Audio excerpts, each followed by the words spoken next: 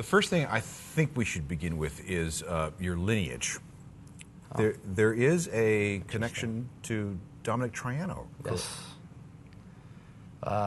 Dominic was like a mentor to me, an older brother, and a cousin. Donnie's, I call him Donnie, and people close in the family called him Donnie.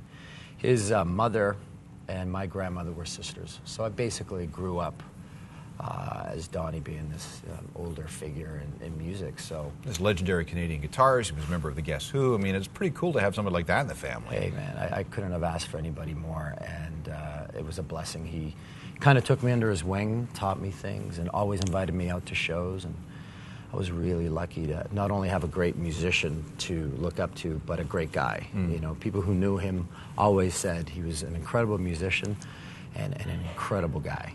You know. And he's legendary in many ways. I have to ask now, how the hell did you manage to get the rights to the name Flowerchild? I mean, that would it seems to me there'd be a billion bands with that name. Well, I don't know if I have the rights to Flowerchild. Well, I mean, it's on the CD. We're going to find out, I guess. You know, it was a name, I liked what it represented, how it meant. For me, it always meant freedom, expression, and I think when that happened in the 60s, people were, you know, they needed to express themselves. There was a lot of stuff going on, and I think today, more than ever, we see that. You know, we see stuff happening in the Middle East. People are finally finding their freedom and that kind of thing, and so I just like what it represented, and I think we're all flower children in our own way. So all right, that's kind of like why we went with that. It sounds like you should have been born about 1970, or you should have been at this stage of your career at about 1971. Because if you listen to the record, there's some psych in there. Yeah. There's some glam in there. Okay. What else? There's some country blues in there. Okay.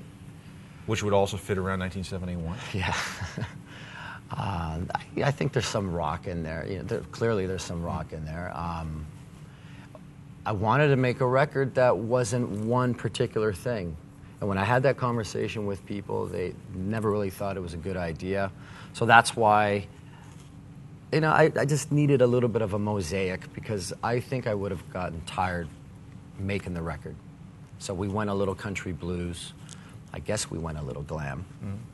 And you know, we went rock, and the rock thing really came because, you know, I wanted to work with Jeff Martin for a long time, and finally when we did, I found Jeff in a place where he was really into his acoustic thing, because when we first really sat down to record, I went to Ireland, and you know, Jeff was really isolated in a faraway little place in the country, along the countryside. And you know, he was in this acoustic world, and we were trying to reproduce some tracks that I had previously recorded. And when I came back to Canada, I was just not really into it. Not because Jeff didn't do a good job. I think I just needed something fresh. So I started writing some new stuff, went back, and then we explored new territory, and country blues was one area that we... How did you get hooked up with Jeff in the first place? Through a mutual friend, Renee Beach. She worked with the Tea Party, was their stylist, and a good friend of Jeff's. And she called me up one day. She said, I had a dream. I want to come down. I had a dream of your music. I want to hear what you're doing. So she came down, and she listened to it, and she sent it over to Jeff in Ireland, and he said he wanted to work with me. So, well, it's a good mix. When I heard the record first, then I heard that Jeff Martin was involved in the production. I thought, well, yeah, I hear it now. Yeah, it seemed to be a very complimentary sort of arrangement. Jeff is really good at what he does. He's a great producer. He's a great writer, an arranger. And, you know, the process that we went through was unlike any other process that I had done before. Because we were, like, isolated in this faraway place, you know, I was staying at a bed and breakfast that his manager ran. So every morning was an event. We'd have breakfast. We'd talk about, well, before we really started recording, we'd go for a drive. We'd sketch out and map out what we wanted to do with the song. And so, you know, that was like the process. And yeah, it was quite something. Is this the first thing that you've recorded?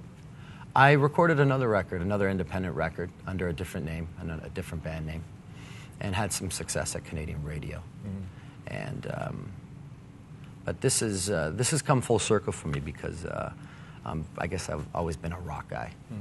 And my last record, really good record produced by Chin and Jetty, bass guy, good friend. And it was a little lighter, a little poppier. And this is, you know, definitely representative of what I've wanted to do for a long time. Well, I think it's a really good record. Thank you. And I wish you all the success with it. Thank you very much. And now we'll get you to play something for Cool. me. What are you going to play? We're going to play Winding Road, a nice country blues song. And, yeah. All right. Well, good luck with it. Thank you. Thanks for coming in. Thank and, you. like I say, it's an interesting record with all the different influences on it. Yeah. Cool. There you go. Explore Music wears English Laundry apparel.